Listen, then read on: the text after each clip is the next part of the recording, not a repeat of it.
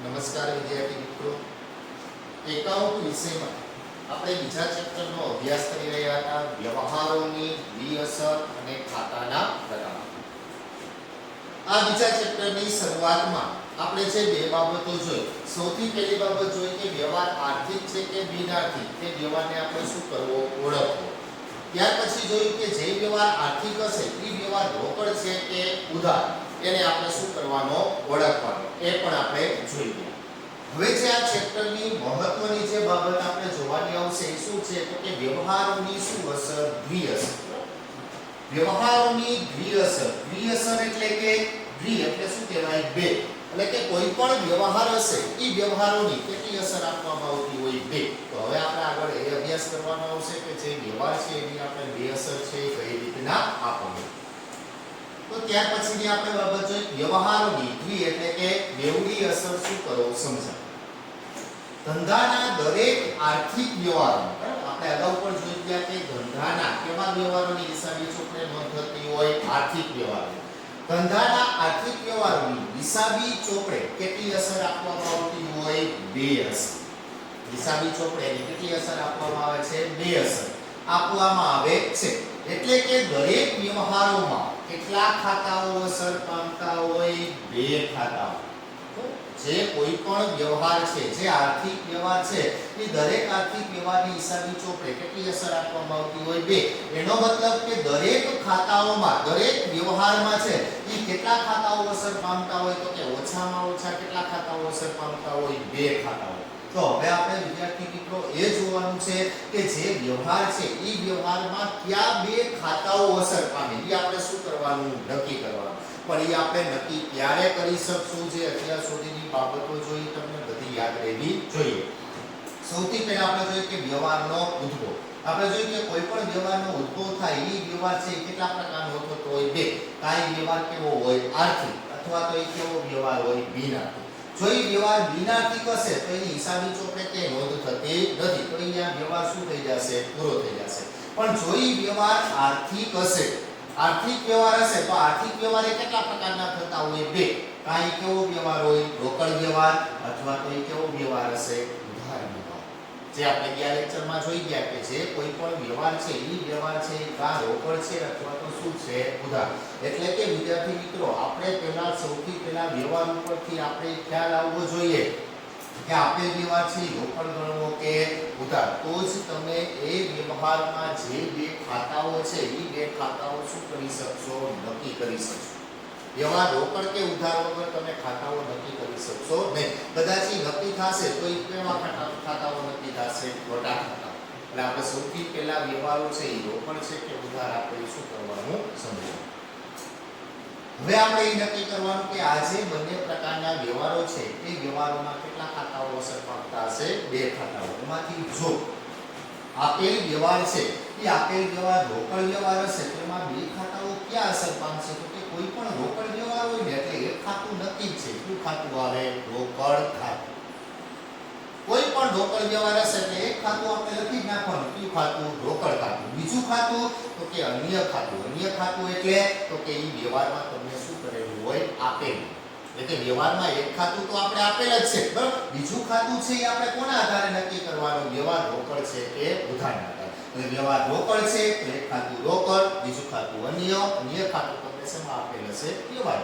એ આપણે વ્યવહાર જોશું એટલે તમને ખ્યાલ આવશે કે જે આપણે પ્રક્રિયા કરી હોય એ પ્રક્રિયા એ બીજું શું ખાતું હોય, ખાતું. એ જ પ્રમાણે જો કોઈ પણ વ્યવહાર છે એ ઉધાર વ્યવહાર હશે તો ઉધાર વ્યવહારમાં પણ કેટલા ખાતાઓ અસર પામતા હશે, બે. પણ જો કોઈ પણ ઉધાર વ્યવહાર એનો મતલબ શું થયો કે અત્યારે આપણે કોઈ નાણાંની લેવડ દેવડ કરતા નથી, પણ ક્યારે કરતા હોય, ભવિષ્યમાં. એનો મતલબ કે અહીંયા કોઈ આપણા પાસે રોકડની કઈ પ્રક્રિયા થતી નથી, હજી પૈસા આપવાના કે વસૂલવાના શું હોય, બાકી હોય. એનો મતલબ કે કોઈ પણ ઉધાર વ્યવહાર હશે ત્યારે એક ખાતું કોનું આવશે, વ્યક્તિનું ખાતું. જે આપણે આગલા લેક્ચરમાં જોઈ ગયા કે વ્યક્તિ ખાતું. વ્યક્તિ એટલે કોનો સમાવેશ થશે, જીવંત વ્યક્તિ, કોઈ પણ દુકાનનું નામ હોય, કોઈ પણ પેઢીનું નામ હોય, કોઈ પણ સંસ્થાનું નામ હોય, કોઈ પણ કંપનીનું નામ. આ બધાનો સમાવેશ એમાં થશે, વ્યક્તિ. આ વ્યક્તિનું ખાતું એટલે આપણે અહીંયા વ્યક્તિનું ખાતું નથી લખવાનું, પણ એ વ્યક્તિનું શું લખવાનું, નામ. એ આપણે વ્યવહારમાં શું કરેલું હોય, આપેલું. સંજય રમેશ, મહેશ જે કાંઈ પણ આપેલો હોય આપણે વ્યક્તિનું શું લખવાનું, ખાતું લખવાનું. બીજું તો કે અન્ય ખાતું તમને જે તે વ્યવહારમાં શું કરેલું હશે, આપેલું હશે. એટલે અહીંયા આપણે જે વ્યવહાર રોકડ છે કે ઉધાર, પણ પહેલા એ ખબર પડવી જોઈએ આપણે વ્યવહાર રોકડ છે કે ઉધાર, તો તમે એના ખાતાઓ શું કરી શકશો, નથી કરી શકશો. હવે આપણે એક્ઝામ્પલ જોઈએ એટલે આપણે વધારે ખ્યાલ આવશે કે વ્યવહારોમાંથી આપણે કઈ રીતે ખાતાઓ શું કરવા, નક્કી કરવા. અહીં આપણે એક્ઝામ્પલ પહેલું જોઈએ કે નીચે આપેલા વ્યવહારોની બેવડી અસર શું કરો સમજાવો. બેવડી અસર એટલે કે દ્વિઅસર. તમને પરીક્ષામાં કે એ રીતના જ્યારે પૂછાય ત્યારે તમને ઉપર સૂચના આપેલ હોય કે નીચે આપેલા વ્યવહારોની બેવડી અસર અથવા તો દ્વિઅસર શું કરો સમજાવો. નીચે તમને અહીંયા 5 વ્યવહારો આપેલા છે. આ 5 વ્યવહારોની આપણે બેવડી અસર એટલે કે બે અસરો શું કરવાની, સમજાવવાની. અને એ સમજાવવા માટે આપણે નીચે શું તૈયાર કરવું પડશે, એનું ફોર્મેટ. આ ફોર્મેટમાં જ તમારે એક્ઝામ્પલ છે એ શું કરવાનું આવશે, ગણવાનું આવશે. સૌથી પહેલું કોલમ છે ઈસેનું આવશે ક્રમ. પછી આપણે વ્યવહારની કેટલી અસરો આપવાની છે, બે અસર. એટલે આપણે લઈશું પહેલી અસર અને બીજી અસર. પહેલી અસરમાં આપણે બે નક્કી કરવું પડશે. શું નક્કી કરવું પડશે, ખાતાનું નામ. આ પહેલી અસરનું ખાતાનું નામ અને આ બીજી અસરનું ખાતાનું નામ. અને એની સાથે આપણે શું લખવાનું આવશે, કારણ લખવાનું આવશે.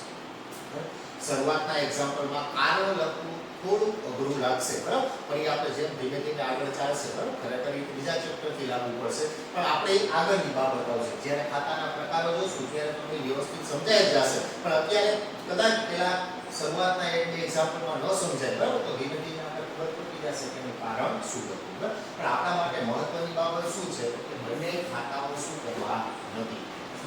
અત્યારે કારણ ન સમજાય તો કાંઈ વાંધો નહીં, પણ આપણે માત્ર વ્યવહારમાંથી કયા બે ખાતાઓ અસર પામે એ ખાતાઓ આપણે ખબર પડવી જોઈએ. કારણ ધીમે ધીમે બે ત્રણ એક્ઝામ્પલ ગણાશે ત્યાં તમને કારણો એના સમજાઈ જશે, પણ આપણે મહત્વની બાબત ખાતાના નામ આપણે આપવા જોઈએ. કારણ આપણા માટે મહત્વનું નથી. તો આપણે એક્ઝામ્પલ ઉપરથી જોઈશું કે કઈ રીતે આપણે નક્કી કરવું બે ખાતા. હવે પહેલા વ્યવહારથી આપણે બે અસરો સમજતા જાય તો પહેલો વ્યવહાર જોઈએ. પગારના રૂપિયા 5000 શું કર્યા, રોકડા ચૂકવ્યા. સૌથી પહેલા આપણે શું નક્કી કરવાનું કે આપેલ વ્યવહાર રોકડ છે કે ઉધાર. બરાબર, તો આપણે નિયમો આગલા લેક્ચરમાં જોઈ ગયા કે જો કોઈ પણ વ્યવહારમાં રોકડ શબ્દ આવે તો મતલબ કે કેવો વ્યવહાર છે, રોકડ છે. બરાબર, ઉધાર એક જ નિયમ યાદ રાખવાનો, વ્યવહારમાં જોઈ લેવાનું ક્યાંય માત્ર વ્યક્તિનું જ નામ છે તો જ કેવો વ્યવહાર હશે, ઉધાર. બાકીના દરેક વ્યવહારો કેવા હશે, રોકડ જ હશે. તો અહીંયા કીધું કે આપણે કે પગારના રૂપિયા 5000 શું કર્યા, રોકડા ચૂકવ્યા. તો અહીંયા રોકડ શબ્દ આપેલ છે એનો મતલબ કે આપેલ વ્યવહાર છે કેવો છે, રોકડ. સૌથી પહેલા આપણે એ નક્કી કરવાનું વ્યવહાર રોકડ છે કે ઉધાર. તો અહીંયા આપણે નક્કી થઈ ગયું કે આપેલ વ્યવહાર છે કેવો વ્યવહાર છે, રોકડ. હવે રોકડ વ્યવહાર છે તો એક ખાતું નક્કી, કયું ખાતું આવશે, રોકડ ખાતું. આપણે એક ખાતું પહેલી અસરનું ખાતું નક્કી થઈ ગયું, કયું ખાતું આવશે, રોકડ ખાતું.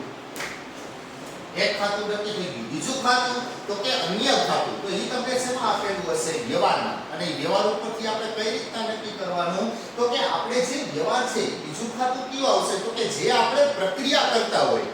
વ્યવહાર ઉપરથી આપણે નક્કી કરવાનું કે આપણે અહીંયા શું કરી છે. બરાબર, આ આપણે શું કીધું કે પગારના રૂપિયા 5000 રોકડા ચૂકવ્યા. આપણે ચૂકવ્યા, રોકડા ચૂકવ્યા. શેના ચૂકવા તો કે પગારના. બરાબર, તો બીજું ખાતું છે કયું આવશે, પગાર ખાતું. અને બીજું ખાતું છે કયું ખાતું આવ્યું, પગાર ખાતું.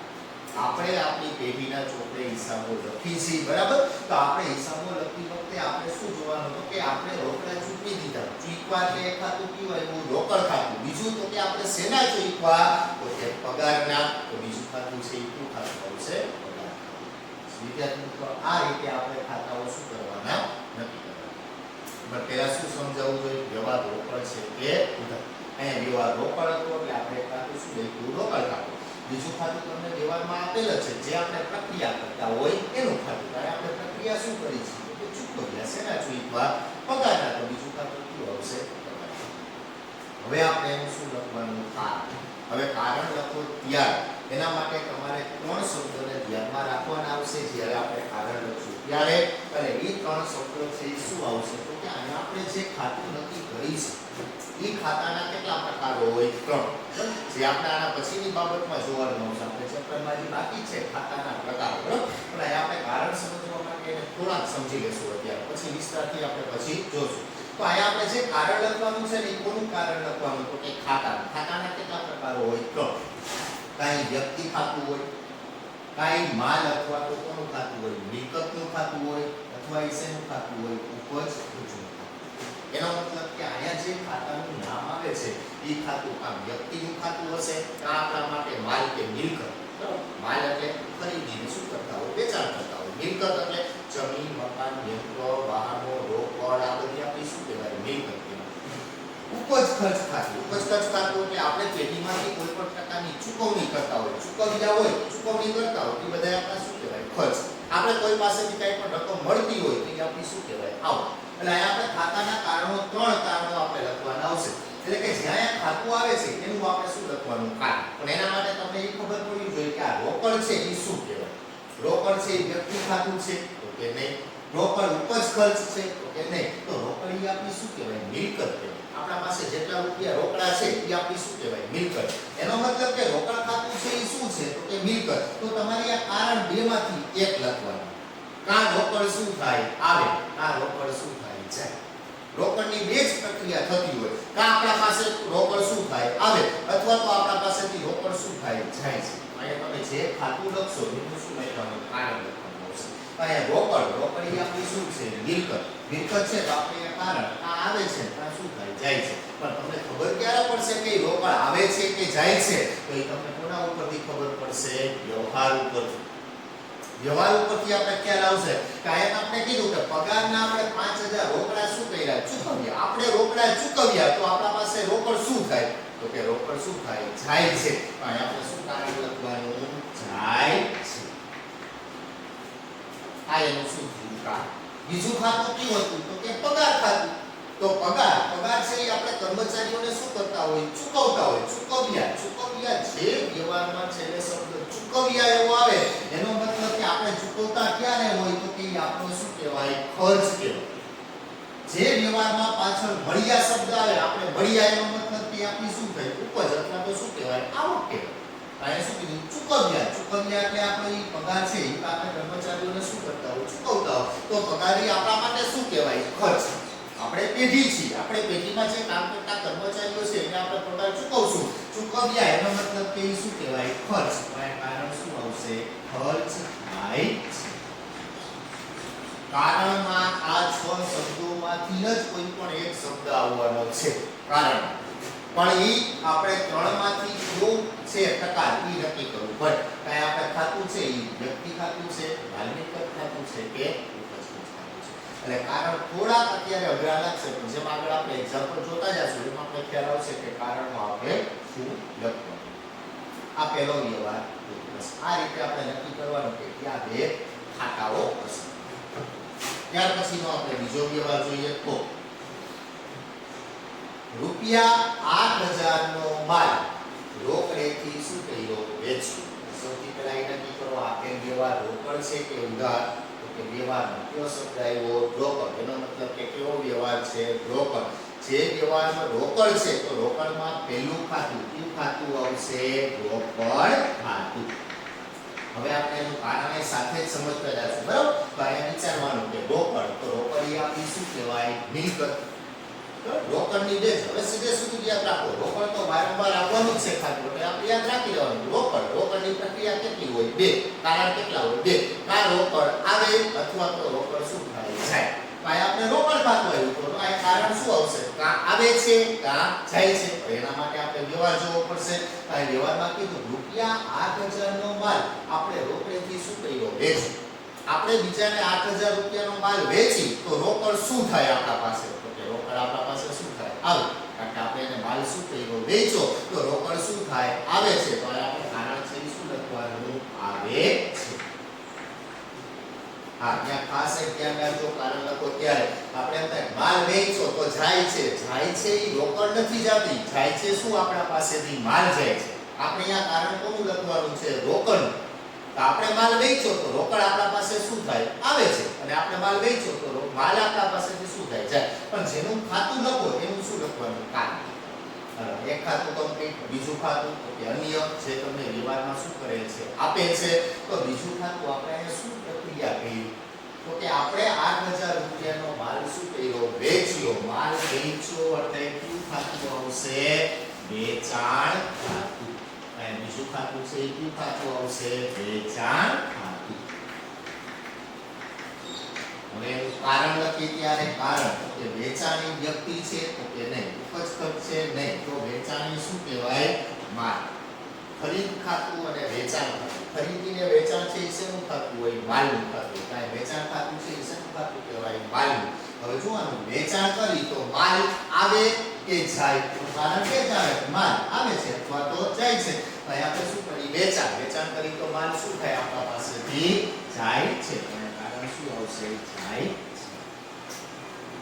આ રીતે આપણે દરેક વ્યવહારને શું કરવાના? ગણવાના. અને વ્યવહારમાંથી આપણે ખાતાના નામ શું કરવાના? નક્કી કરવાના.